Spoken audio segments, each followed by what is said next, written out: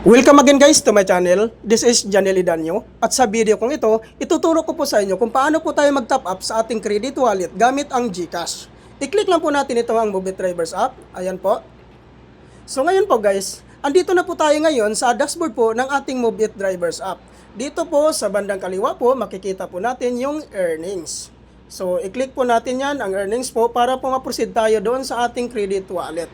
So, click po natin yan. So, dito po, sa baba, makikita po natin ang credit wallet. So, click po natin yan.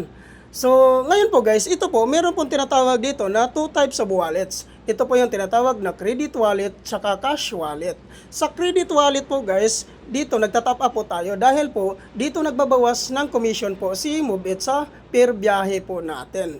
So, dito naman po sa bandang ibaba, itong cash wallet, ang ginagawa po nito ay dito po pumapasok ang mga cashless booking po na kinikita po natin. So ngayon po i-click po natin ito ang credit wallet. Ayan po guys, no, nandito na po tayo ngayon sa ating credit wallet. May dalawang option po ng pag-top up dito. Top up with account, then top up with PIN. Which is via GCash po yung pag-top up natin. Ngayon, click po natin ang top up with PIN. So ayan po guys, no, nakikita nyo dito, nanghihingi po ng PIN dito si Mobit.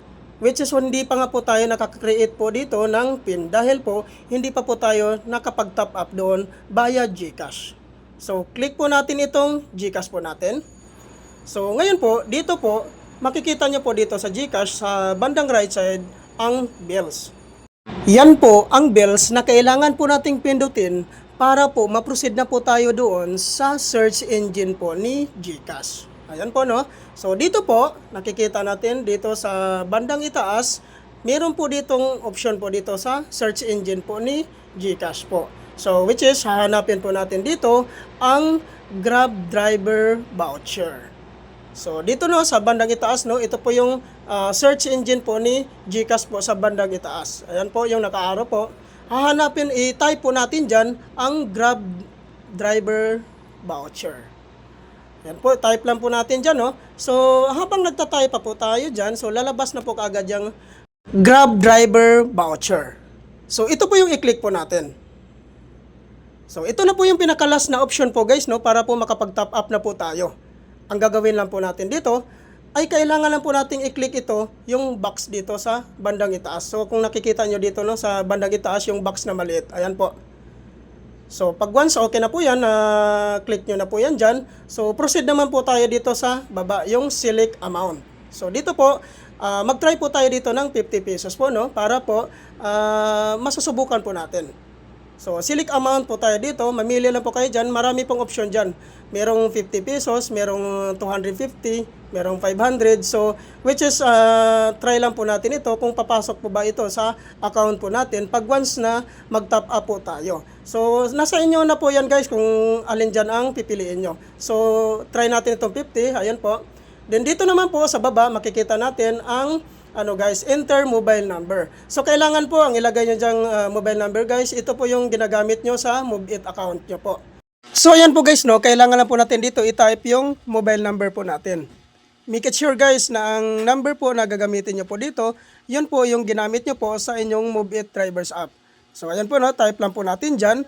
After po natin ma-type dyan, so proceed tayo dito sa baba po, enter email address. So, yung email address naman po na hinihingi po dito guys ni Mobit po, which is yung ginamit nyo rin po sa inyong apps po, sa driver apps na email address nyo po. So, kailangan guys, parehas po ito guys, para po hindi po tayo magka-aberya po pag once mag-top up po tayo dito.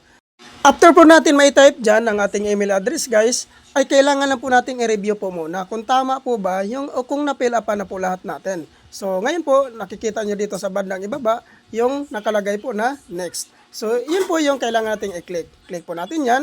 Dito po sa bandang baba guys, kailangan po i-click po natin yung confirm po para po mag-success na po ang pag-top up po natin dito via GCash po. So, ngayon po, ang gagawin natin ay kailangan lang po natin itong i-click ang confirm. Ayan, click po natin yan.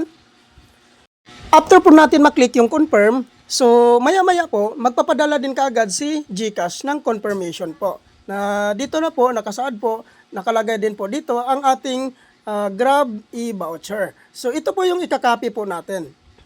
Ayan, yung naka-arrow guys, kailangan po natin i-copy yan.